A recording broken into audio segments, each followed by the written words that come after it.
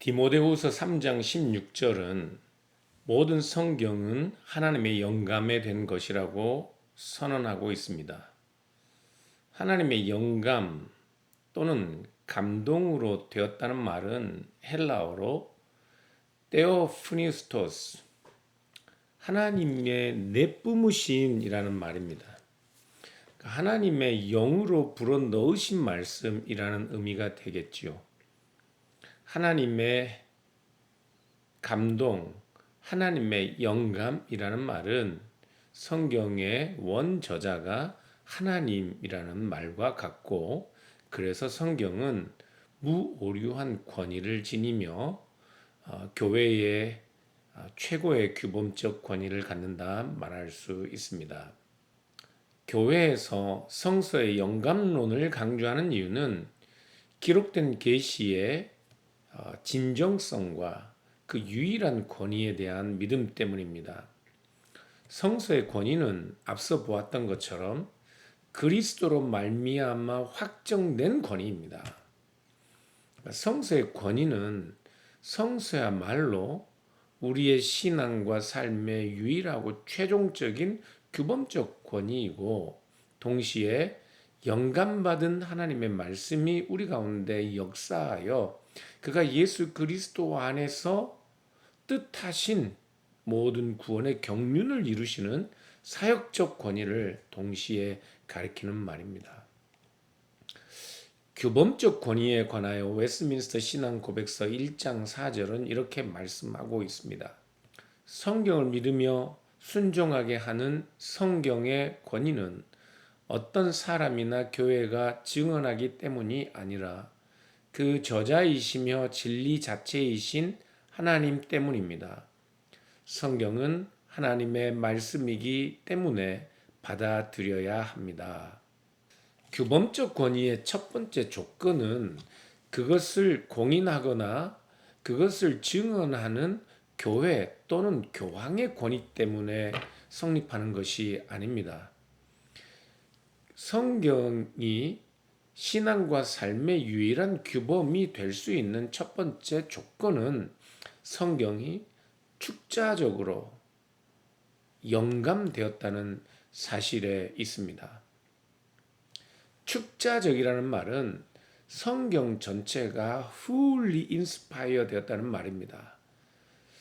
그래서 다른 말로 하면 축자적 영감이란 말은 완전한 영감이라 말할 수 있는데, 짐작하시는 것처럼 영감의 범위에 관하여 설명하는 개념입니다.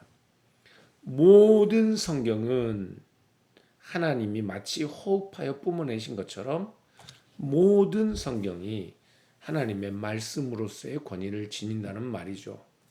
그래서 축자적이라는 말은 전체적이고 완전한 영감을 설명하는 말과 같습니다. 그래서 이 축자적이고 완전한 영감이 마치 하나님이 성경 저자들에게 한 단어 한 단어 불러주어서 성경 저자들을 기계처럼 사용했다는 의미는 아닙니다.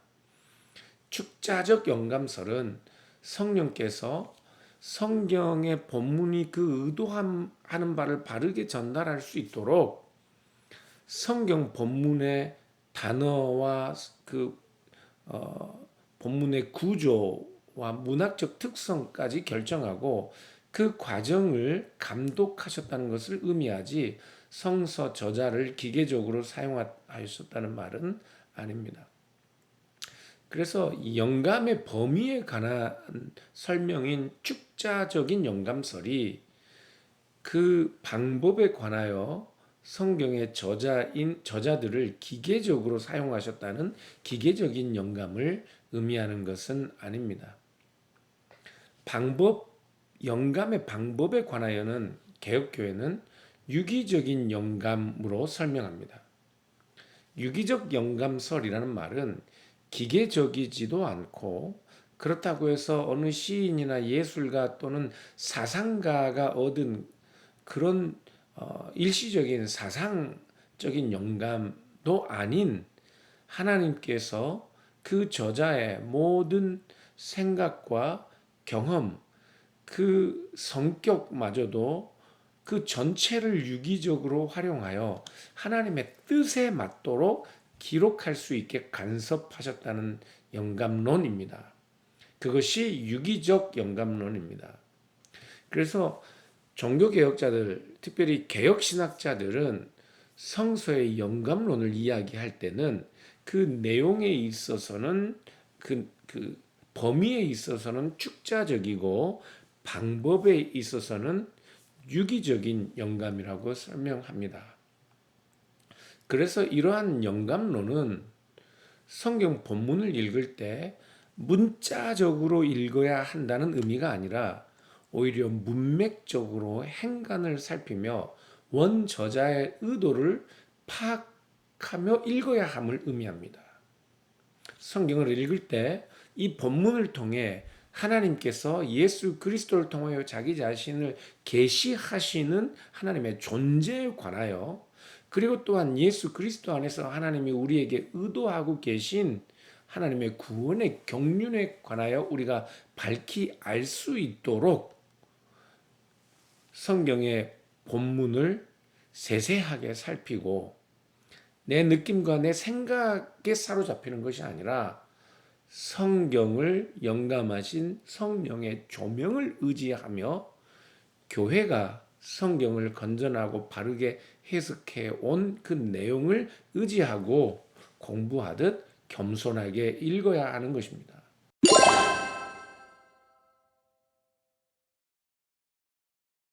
가장 손쉬운 답변은 만일에 성경에 오류가 있다면 어떻게 오류 있는 책이 영감된 하나님의 말씀으로 교회의 최고의 권위로 인정될 수 있겠는가 하는 것이겠죠. 또한 성경의 무오성을 주장할 때 우리는 일반적으로 번역된 우리가 가지고 있는 성경의 무오성을 주장하는 것이 아니라 성경의 원본, 원서의 무오류성을 주장하는 것임을 우리가 기억할 필요가 있습니다. 성경의 무오성, inerrancy에 관해서 일반적으로는 절대적인 무오설, 제한적인 무오설, 아니면 비무오설가 오류가 있다는 그런 주장, 그런 다양한 입장들이 존재합니다. 왜냐하면 성경의 내용들 중에 단 한 가지만 사실이 아닌 것으로 드러나거나 성경의 내용들이 서로 불일치한 경우에 성경의 무오성은 받아들이기 어려운 혼란스러운 교리가 때문에 그렇습니다. 사실 복음서를 보면 예수님의 출생에 관한 묘사가 다르게 나타나기도 합니다. 마태복음과 누가복음은 전혀 예수님의 탄생 기사에 다른 내용들이 등장하지요. 예수님 앞에 향유를 깨뜨린 여인에 관한 이야기도 복음서들의 내용이 서로 다르고, 부활 사건에 관한 기록에서도 어떤 곳은 갈릴리에서 제자들을 만나는가 하면 어떤 곳은 예루살렘에서 제자들을 만나는 그런 내용들이 나옵니다. 그래서 그러한 것들을 오류라고 주장하는 이들이 있습니다. 그러나 성서의 무오성은 겉보기에 서로 일치하지 않는 부분들이 있다 할지라도 거기에 어떤 오류가 있기 때문이 아니라 우리의 이해가 부족한 내용들이 있다는 그런 주장을 말합니다. 오늘날 성경 저자가 천동설을 믿고 있다고 주장하는 이들도 있습니다. 그러나 성경이 천동설을 주장한 적은 없습니다. 해가 지고 난 후에 그 떴던 곳으로 다시 돌아간다는 표현은 과학적 표현이 아니라 자연현상에 대한 문학적이고 가시적인 표현일 뿐입니다. 뿐만 아니라 복음서의 기록이 몇몇 불일치한 경우가 있다 할지라도 그것은 오히려 고대 역사 기록의 특성상 역사가의 자료가 되는 증인들과 그 증언의 다양성을 우리가 인정해야 하고, 그럴 경우라면 오히려 성경 내용의 불일치는 우리가 믿는 유기적 영감을 이해하는 중요한 단서가 될 수도 있는 것입니다. 문자적으로 모든 것들이 일치해야만 오류가 없다는 것을 의미하지 않습니다. 그래서 성경의 문자적 의미에 집착하여 성경의 무호성에 관하여 도전하고 구체적인 예로 창조 기사의 오류에 관하여 논쟁이 심각할 때 네덜란드 개혁교회 총회에서는 학자들을 통해 성경에 관한 지침을 마련했는데 이런 내용입니다. 토라는 하나님의 구원의 전체 역사의 시작이자 기초입니다. 이것이 이스라엘에게 너무나 생생하고 분명하기 때문에 하늘과 땅의 창조라는 의기양양한 이 창조 이야기가 율법서에 기록된 것은 전혀 이상할 일이 아닙니다. 이 시점에서 우리는 성경의 첫 장들의 과학의 심각한 문제를 적용할 필요는 없다고 말할 수 있습니다. 지금 이 통찰력 있는 관점은 창세기와 같은 성경의 처음 장들을 과학 지침서가 아니라 존재, 창조, 인간, 그리고 인간의 목적에 관한 더 깊은 진리를 전달하려는 시적이거나 신학적인 서술로 보기 때문에 과학적인 방식과 모순되지 않는다고 주장하는 것이죠.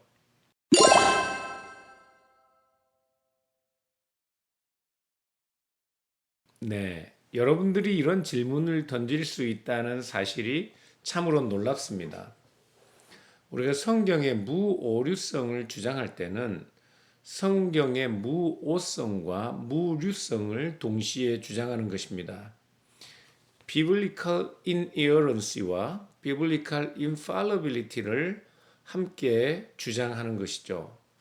성경 무오성은 앞서 설명한 바와 같지만 성경 무류성은 성경이 신앙과 그리스도인들의 삶, 그들의 신앙의 실천에 관한 지침으로서 전적으로 신뢰할 수 있으며 성경이 그 목적을 반드시 이루실 만한 사역적 권위가 그 안에 있다는 사실에 관한 내용입니다. 성경이 독자를 속이거나 잘못된 것을 옳은 것으로 기만하여 가르치지 않는다는 말이에요. 디모데후서 3장 16절에 보듯이 성경에 기록된 목적은 첫 번째는 교훈을 주고 가르침을 주고 헬라어로는 디다스칼리아 그리고 책망하며 또는 설득하며 그래서 확신하게 하는 것이죠.